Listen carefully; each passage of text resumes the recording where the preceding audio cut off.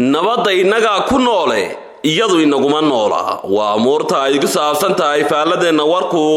waana qalinkii Xuseen Aadan Yuusuf Xuseen Kurdi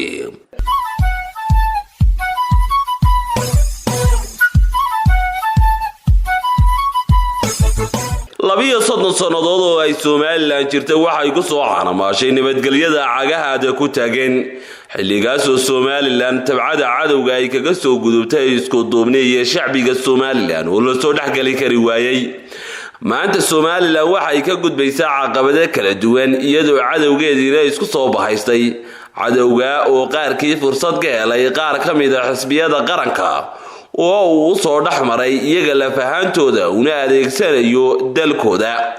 cadawgii u dambeeyay waxa uu soo socdo ugu xufuuray buurta Gacanlibaax waxaana uu gaarti sharci darro ka bilaabay deegaamada ku xeeran buurtaasi isla markaana amni darro uu ku riday dadkii deegaankaasi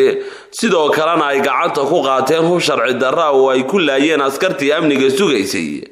markii si qaanuunka ka baxsan ay isku abaabuleen dirays ciidan si xatooya ay u xidhan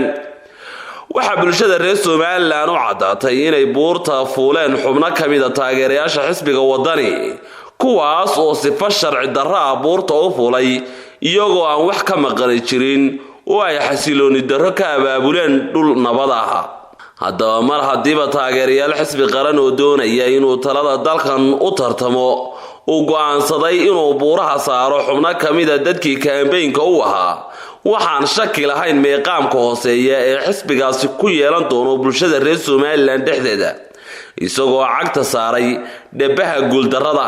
taariikhda Soomaaliland lama hayo xisbi cod ku raadinaya inuu jabhad sameeyo laakiin waxa uu iska gubay kaarki maanta Soomaaliland waxay u baahan tahay in loo midoobo cadawga meel kasta uu joogo waxay u baahan tahay in bulshadu ay ka kacaan fadhiga isla markaana ay u istaagaan nabadda oo la beeniyo war xumo tashiilka iyo kuwa sida xun wax uga sheegaya Soomaaliland ugu dambeyn waxaan leeyahay nabadda inaga ku noole iyadu inaguma noola intaas waxaan ku soo gabagabeynayaa faaladii warka oo uu qoray Xuseen Aadan Yuusuf Xuseen Kurdi waxaan idila socodsiinaya anigoo Astaahib Cabdi Goole